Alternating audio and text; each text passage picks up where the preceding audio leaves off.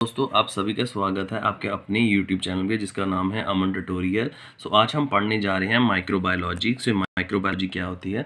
Microbiology क्या है कि भी जो हम बी फार्मा में थर्ड सेमेस्टर में पढ़ने जा रहे हैं, ठीक है। माइक्रोबायोलॉजी का मतलब होता है जो लिविंग ऑर्गेनिज्म है और जो लिविंग ऑर्गेनिज्म जो जिनका साइज जो है 1 माइक्रोन से छोटा है, ठीक है ना।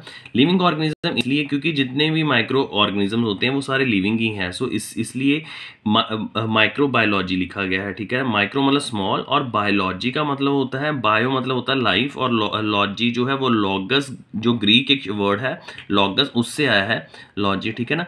The study of the living organism which are as having a size less than 1 micron is known as the microbiology, ठीक है। वो सारी लिविंग ऑर्गेनिज्म की स्टडी जिनका साइज, जो लिविंग ऑर्गेनिज्म जो हैं जिनका 1 माइक्रोन से स्मॉलर है। माइक्रो ऑर्गेनिज्म हमारे सराउंडिंग्स में है बट हम उनको देख नहीं सकते, हम अपनी विजिबल ये नेक्ड आई से देख नहीं सकते। हमें माइक्रोस्कोप की ज़रूरत पड़ती है। इसलिए जो है कि हम इनकी स्टडी के लिए माइक्रोस्कोप यूज़ करते हैं। आपको डेफिनेशन क्लियर हो ही गई होगी कि भी जो भी लिविंग ऑर्गेनिज्म होते हैं जिनका साइज़ 1 माइक्रोन से स्मॉल होता है और हम इन स्मॉल ऑर्गेनिज्म को हम माइक्रोस्कोप के थ्रू देखते हैं, ठीक है।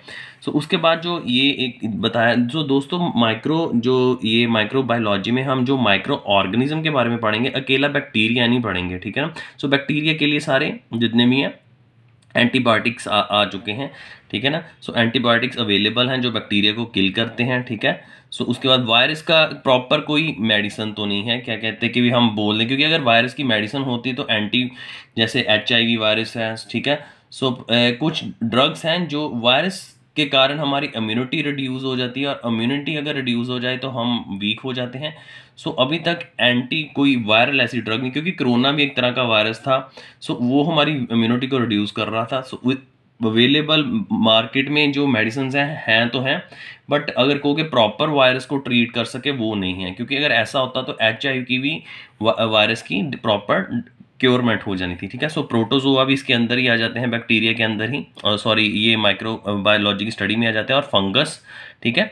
माइक्रो ऑर्गेनिज्म आर गुड, और कहता है ये माइक्रो ऑर्गेनिज्म हमारे लिए अच्छे भी हैं और बुरे भी हैं। अच्छे तो फिलहाल नहीं हैं, सिर्फ एक बैक्टीरिया है जो मिल्क में हमें मिलता है, जिसे हम बोलते हैं लैक्टोबैसिलस, जो हम क्या करता है, अगर हम वो मिल्क में मतलब बैक्टीरिया लगा देते हैं तो हम कर्ड की फॉर्मेशन करते हैं। It is the good for to formation of the curd, ठीक है। उसे हम लैक्टोबैसिलस कहते हैं। दोस्तों, हम मेन इसमें क्या पढ़ना है, हमने एक तो पहले डेफिनेशन के बारे में पढ़ लिया, ठीक है, और मैंने आपको बता दिया कि भी माइक्रो ऑर्गेनिज्म के लिए बैक्टीरिया नहीं है, उसमें वायरस भी आ जाते हैं, प्रोटोजोआ भी आ जाते हैं, फंगस भी आ जाते हैं।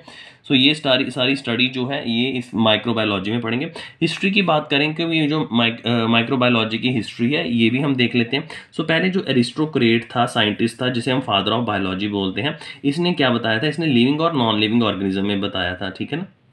उसने बोला कि जो क्या कहते हैं, कुछ जो है some of the living organism which are not see, कहता कुछ ऐसे लिविंग ऑर्गेनिज्म है जो हमें मतलब विजिबल नहीं हो पाते। जैसे अब स्नेक है, ये भी एक लिविंग ऑर्गेनिज्म, हम है लिविंग ऑर्गेनिज्म, पर हम तो विजिबल हो जाते हैं नेक्ड आई से, बट कुछ ऐसे ऑर्गेनिज्म हैं जो नहीं दिख पाते थे हमें अपने विजिबल, हमें प्रॉपर नेक्ड आई से नहीं, उनके लिए हमें माइक्रोस्कोप यूज़ करना पड़ता था। उसने सिर्फ लिविंग और नॉन लिविंग ऑर्गेनिज्म के बारे में ही बताया था, ठीक है। उसके बाद आ जाता है क्या कहते हैं, ये 13th सेंचुरी की बात करें तो 13th सेंचुरी में एक रॉगर बैकॉन था साइंटिस्ट, जिसने हमें ये बताया था कि कुछ if the person get ill, कहता है अगर कोई पर्सन जो है वो बीमार पड़ जाता है, वो किसी कारण के कारण वो उसका कोई कारण होगा कि जिसके कारण उसको फीवर हुआ है, ठीक है। और जो लिविंग ऑर्गेनिज्म एंटर, कहता है कोई ऐसा माइक्रो ऑर्गेनिज्म हमारी बॉडी में एंटर कर जाता है जिसके कारण हमें फीवर हो जाता है। First time disease is come under the concept, कहता उस जो ये रॉगर बैकॉन था, इसने बताया था कि कोई भी अगर माइक्रो ऑर्गेनिज्म हमारी बॉडी के अंदर चला जाता था जिसके कारण हमें फीवर हो जाता था, तो जो हमें फीवर हो रहा था वो कोई बीमारी थी, मतलब किसी फीवर ऐसे नहीं हो रहा था, वो किसी डिजीज़ हो रही थी, उसके कारण हमें फीवर हो रहा था। पहला ये कंसेप्ट डिजीज़ का जो था रॉगर बैकॉन ने बताया, ठीक है। उसके बाद हम बात करते हैं, इसका नाम है फ्राकैंथोरियस कह सकते हैं इसे, ठीक है। इसको मैंने स्मॉल वर्ड्स में आप थोड़ा सेपरेट भी कर सकते हैं, फ्राकैंथोरियस, ठीक है। 1546 में इसने ये disease is caused due the, कहता है जो डिजीज है is caused by the living organism, and if other person is, कहता है कोई भी अगर एक किसी बंदे को अगर प्रॉब्लम डिजीज हुई है, जैसे मैंने बोला था कि कोई कोई ऑर्गेनिज्म माइक्रोबायल ऑर्गेनिज्म किसी पर्सन के अंदर चला जाता है तो वो उस पर्सन को क्या कर देता है, फीवर कर देता है, डिजीज कर देता है। तो ये रॉगर बैकोन ने बताया था डिजीज कंसेप्ट। पर अगर उसने बोला था कि ये जो डिजीज है is caused in the living organism, कहता है ये डिजीज जो है ये लिविंग ऑर्गेनिज्म को ही होती है। सो उसके कारण अगर कोई दूसरा बंदा इसके कांटेक्ट में आता है तो उसको भी क्या है कि उसको भी ये डिजीज हो जाती है। सो उसने ये बताया था कि ऐसा नहीं है कि भाई मतलब कि एक बंदे को ही है तो और किसी को नहीं होगी, ये एक डिजीज़ होती है, वो एक पर्सन से दूसरे पर्सन को भी हो सकती है। सो ये बताया था, उसने बताया था कि जो डिजीज़ हैं वो कम्युनिकेबल भी हैं, कि भाई ये एक पर्सन से दूसरे पर्सन को भी कम्युनिकेट हो जाती है, पास हो जाती है। सो एंटोनी वैन लियो वैन हुक आया था 1675 में, उसने पहले माइक्रो ऑर्गेनिज्म को देखा। See the first micro organism either they are the, उसने बोला था कि जहाँ तो ये माइक्रो ऑर्गेनिज्म यूनिसेलुलर एक सेल से बने या तो ये मल्टी सेल से बने हुए। सो उस ये था जो एंटोनी वैन लियो वैन हुक था। सो इसने ही यही फाउंडर था माइक्रोबायोलॉजी का। उसने पहले ये एनी मेलक्यूरिस जो था मेन कॉज ऑफ डिजीज था। सो इसने जो था कि इसने बोला था कि एनी मेलक्यूरिस जो है मेन कॉज है डिजीज का, ठीक है। फिर आगे जो साइंटिस्ट आए थे उसका नाम था स्प्लैन जैनी ने बताया था कि भाई अगर डिस्कस, हाँ उसने कल्चर मीडिया के बारे में बताया था। दोस्तों कल्चर मीडिया क्या होता है इसके बारे में हम नेक्स्ट फ्यू चैप्टर्स में पढ़ेंगे।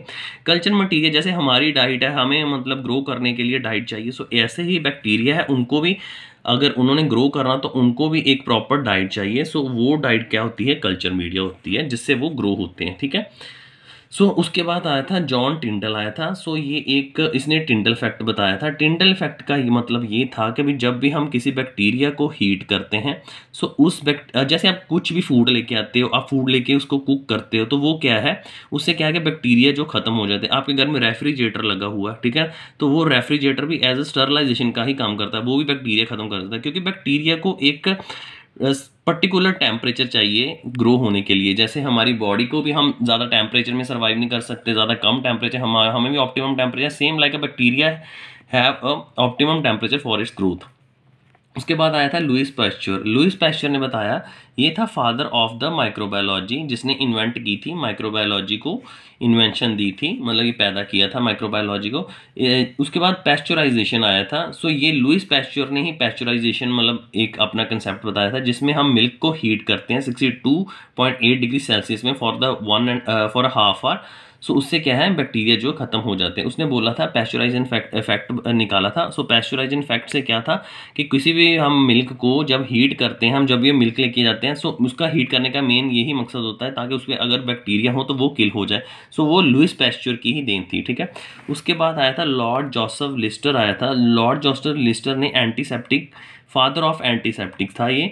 So it's the change of bacteria enter in the body more in the case of surgery. उसने बोला था कि इन जब भी किसी पेशेंट की सर्जरी होती है तो उस केसेस में बैक्टीरिया का बॉडी के अंदर जाना बहुत ज़्यादा हो जाता है।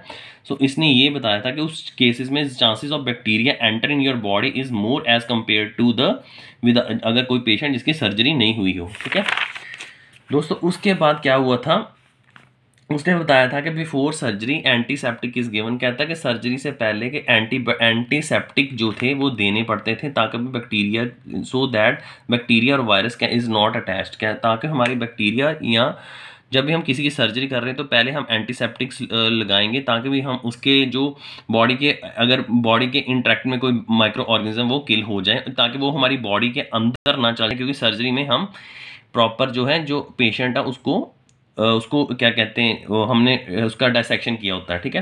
सो अलेक्जेंडर फ्लेमिंग भी था। अलेक्जेंडर फ्लेमिंग में बताया था, उसने एंटीबायोटिक डिस्कवर किया था। सो पहला जो एंटीबायोटिक पेनिसिलिन था इसने ही फाइंड किया था। सो दोस्तों एंटीबायोटिक्स वो होते हैं which are use to kill the micro organism. So उसने जो ये एंटीबायोटिक किसके लिए प्रोड्यूस किया था, इसने ये प्रोड्यूस किया था एक fungus obtained on the bacteria. उसने बोला था कि ये एक फंगस थी जिसको तंबाकू जो ऑब्टेन हुई थी ऑन द लीव्स ऑफ तंबाकू की ऊपर एक फंगस थी। सो उसने उसको किल करने के लिए एक एंटीबायोटिक प्रोड्यूस किया था जिसका नाम था पेनिसिलिन नॉक्टेटम, ठीक है। सो दोस्तों आगे हम ब्रांचेस की बात करते हैं। सो ब्रांचेस के बारे में हम अगर पढ़ेंगे माइक्रोबायोलॉजिस्ट की, तो ब्रांचेस में क्या पढ़ेंगे कि जो ब्रांचेस मतलब कि इसकी जैसे ट्रीज की ब्रांचेस है, सेम लाइक ब्रांचेस हम इसके बारे में पढ़ेंगे। सो माइक्रोबायोलॉजी कहाँ कहाँ यूज हो रही है, ठीक है।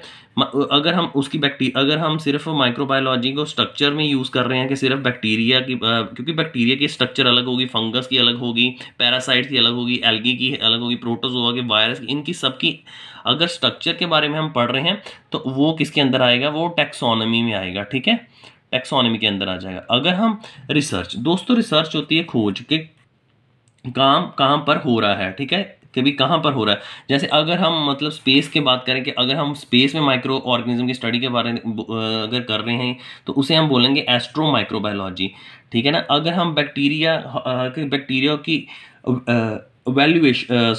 एवोल्यूशन कैसे हुई, कि वो कहाँ से पैदा हुआ है, ठीक है ना। सो अगर बैक्टीरिया की साइटोलॉजी के उसकी सेल की स्टडी को पढ़ें कि ठीक है, अगर या फिर बैक्टीरिया की फिजियोलॉजी मतलब कि वो यूनिसेलुलर है, मल्टी सेलुलर है, या उसके जेनेटिक्स को पढ़ें कि जैसे हमारी जेनेटिक्स, हम मतलब अपने जेनेटिक्स को पढ़ते हैं तो हमें पता लगता है कि हमारे जो जेनेटिक्स वो एप्स थे, ठीक है ना। तो ये तो सारे जेनेटिक्स के भी हमारी जेनेटिक्स कौन थी, जैसे हम कह सकते हैं कि भी जो हम एक तरह की उसको बोल सकते हैं कि हमारे पूर्वज कौन थे, हमने बोला कि हमारे जो एप्स थे, ठीक है ना। सो उससे हमारी जेनेटिक्स मिलते हैं। सो अगर इसकी जेनेटिक्स को पढ़ेंगे कि भी क्या कहते हैं, सो ये हम जेनेटिक्स की इनके पूर्वज कौन थे, तो उसमें आएगा माइक्रोबायोलॉजी में ये जेनेटिक्स आ जाएगा। सो माइक्रोबायोलॉजी फिजियोलॉजी में आएगा उसके जो फंक्शन कैसे हैं, कि भाई जो बैक्टीरिया है वो आगे हमारी बॉडी जाके क्या क्या काम करता है, अपनी रेप्लिकेशन करता है, ठीक है ना, हमारे जो है कि ये उसके बाद रेप्लिकेशन कर जाता है, ये प्रॉपर जो है अपनी सेल वॉल को क्या कहते हैं डैमेज करके अपनी और जो पॉपुलेशन है वो बैक्टीरिया अंदर चली जाती है हमारी बॉडी के अंदर, ठीक है ना। सो फिजियोलॉजी कैसे है कि भाई उसका फंक्शन कैसे है हमारी बॉडी के अंदर जाके, कैसे वो अपनी रेप्लिकेशन करके हमारी बॉडी को ज़्यादा इफेक्ट पहुंचाता है। माइक्रोबायोलॉजी के उसकी स्टडी की उसके सेल्स की स्टडी को पढ़ेंगे। साइटोलॉजी आ रहा ना, तो cyto for cell and logy मतलब study, so microbiology cytology. So research में क्या कि भी जो हम ये माइक्रोबायोलॉजी है ये हम कहाँ पर यूज़ कर रहे हैं। अगर हम स्पेस पे यूज़ करें तो उसे हम एस्ट्रोमाइक्रोबायोलॉजी बोलते हैं। अगर हम बैक्टीरिया की ग्रोथ के बारे में चेक करें कि वो कैसे ग्रो होता है, सो उसे हम क्या बोलते हैं, एवोल्यूशनरी माइक्रोबायोलॉजी, ठीक है। और अप्लाई जैसे दोस्तों माइक्रोबायोलॉजी लैब्स होती हैं, तो वहाँ भी हम कल्चर ग्रो करके उसके माइक्रो ऑर्गेनिज्म को ग्रो करते हैं, ठीक है ना। इंक्यूबेटर्स होते हैं, जो इंक्यूबेटर में हम कल्चर मीडिया रख देते हैं, ठीक है, और देखते हैं कि भी क्या कहते हैं भी बैक्टीरिया ग्रोथ हो रही है कि नहीं, ठीक है। सो अप्लाइड के भी हम जितनी भी माइक्रोबायोलॉजी को हम मेडिसिन माइक्रोबायोलॉजी होती है, ठीक है ना, ब्लड सैंपल लेते हैं और अपने ब्लड में इन्फेक्शन चेक करने में, क्योंकि आप जब भी जाते हैं आपको इन्फेक्शन हो जाती है तो आप क्या कहते हैं अपना वो ब्लड चेक करके आप देखते हो कि भी उससे हमारे जो है कि जो हमारे लीकोसाइट्स जो है वो बढ़ गए हैं, हमारे ब्लड सेल्स कम हो गए हैं, हमारे प्लेटलेट्स कम हो गए इन केस ऑफ डिजीज़ में, ठीक है ना। सो फार्मास्यूटिकल माइक्रोबायोलॉजी हमारी जो है, अब जितनी भी लैब्स होती हैं कॉलेज में, फार्मेसी में माइक्रोबायोलॉजी लैब्स होती हैं, उसमें भी हम अप्लाई करते हैं। इंडस्ट्रियल में भी माइक्रोबायोलॉजी लैब्स होती हैं। हम ये देखते हैं कि जितनी हम प्रेपरेशन बना रहे हैं, चाहे वो इंजेक्शन है चाहे वो सस्पेंशन है, उसमें क्या कहते हैं कोई बैक्टीरिया ग्रोथ तो नहीं है। सो वो हम उस सैंपल को कल्चर मीडिया में ग्रो करके कल्चर मीडिया में डाल के हम इंक्यूबेट करते हैं और देखते हैं कि क्या कहते हैं हमारे बैक्टीरिया ग्रो तो नहीं हुए, ठीक है। उसके बाद बायोटेक्नोलॉजी लैब्स होती हैं, उसमें भी हम बायो मतलब कि लिविंग, और टेक्नोलॉजी मतलब कि हम टेक्निक से कुछ जो है चेंजेस कर रहे हैं, उनके डीएनए की छेड़छाड़ कर रहे हैं, आरएनए की, बैक्टीरिया की छेड़छाड़ करके, ठीक है। ये सारी चीज़ें इसकी आती हैं, टेक्निकल में आ जाती हैं, बायोटेक्नोलॉजिकल, ठीक है। सो हाँ, उसके बाद आती है food microbiology, veterinary microbiology, dairy microbiology, agriculture, environment, ये सारी माइक्रोबायोलॉजी है। ब्रांचेस का मतलब है कि कहाँ कहाँ तक हमारी ब्रांचेस ये जो है माइक्रोबायोलॉजी की हैं। सो अगर ब्रांचेस की बात करें तो इसकी ब्रांचेस जो है, एक तो स्ट्रक्चर में माइक्रोबायोलॉजी हम स्ट्रक्चर्स पढ़ते हैं तो उसमें आ जाता है, ठीक है ना। अगर हम कुछ ये देख रहे हैं कि भी माइक्रो ऑर्गेनिज्म कहाँ कहाँ पर है, चाहे वो स्पेस पे हैं, ठीक है, चाहे वो क्या कहते हैं उस स्पेस में अगर माइक्रोबायोलॉजी की तो ये सारी रिसर्च तो हो रही है, ऐसे कहाँ पर काम हो रहा है, ठीक है ना, उसे रिसर्च बोलेंगे। अप्लाइड के भी ये कहाँ कहाँ पर भी इसकी एप्लीकेशन कहाँ पर हो रही है माइक्रोबायोलॉजी की, कि हम माइक्रो लैब में, बायोटेक्नोलॉजी लैब में, फार्मास्यूटिकल्स लैब में, इंडस्ट्रियल में सारी एप्लीकेबल हो रही है, ठीक है। उसके बाद दोस्तों क्लासिफिकेशन ऑफ माइक्रोबायोलॉजी की बात करें तो क्लासिफिकेशन में क्या आएगा कि ये जो माइक्रो ऑर्गेनिज्म है, एक तो होते ए सेलुलर, एक होते सेलुलर, ठीक है। सेलुलर में क्या है कि इसकी सेल मेम्ब्रेन, उनकी सेल की जो सराउंडेड मेम्ब्रेन होती है सेल मेम्ब्रेन बोलते हैं। ए सेलुलर जिसमें सेल मेम्ब्रेन जो है प्रॉपर डेवलप नहीं होती है, ठीक है। Single cell is not proper develop, ठीक है। अगर तो किसी सेल की मेम्ब्रेन डेवलप्ड है तो उसे इसे बोल देते हैं सेलुलर ऑर्गेनिज्म हो जाते हैं। आगे इसकी बात करें ए सेलुलर में, जैसे वायरस है उसकी कोई सेल मेम्ब्रेन प्रॉपर डेवलप नहीं होती, ठीक है ना। सो इसमें क्या कहते हैं, अगर हम सेलुलर की बात करें तो उसमें यूकैरियोटिक्स और प्रोकैरियोटिक्स आते हैं। प्रोकैरियोटिक्स और यूकैरियोट में क्या फ़र्क है कि जो प्रोकैरियोट्स हैं उसमें जो है प्रॉपर जो न्यूक्लियस है वो प्रॉपर डेवलप नहीं होता, और अगर डेवलप नहीं होता है ये न्यूक्लियस तो हम न्यूक्लियोइड्स बोलते हैं। इसमें यूकैरियोट में जो है प्रॉपर जो है ऑर्गेनेली डेवलप्ड होते हैं, जैसे सेल मेम्ब्रेन, न्यूक्लियस, साइटोप्लाज्म सारे डेवलप्ड होते हैं, ठीक है। तो बैक्टीरिया जो है वो एक प्रोकैरियोटिक है जिसमें एक जो न्यूक्लियस है वो प्रॉपर डेवलप नहीं होता, वेयर एज यूकैरियोट्स में फंगस, एल्गी और निमेटोड्स आ जाते हैं, ठीक है। आगे हम अगर इनकी स्ट्रक्चर के बारे में देखें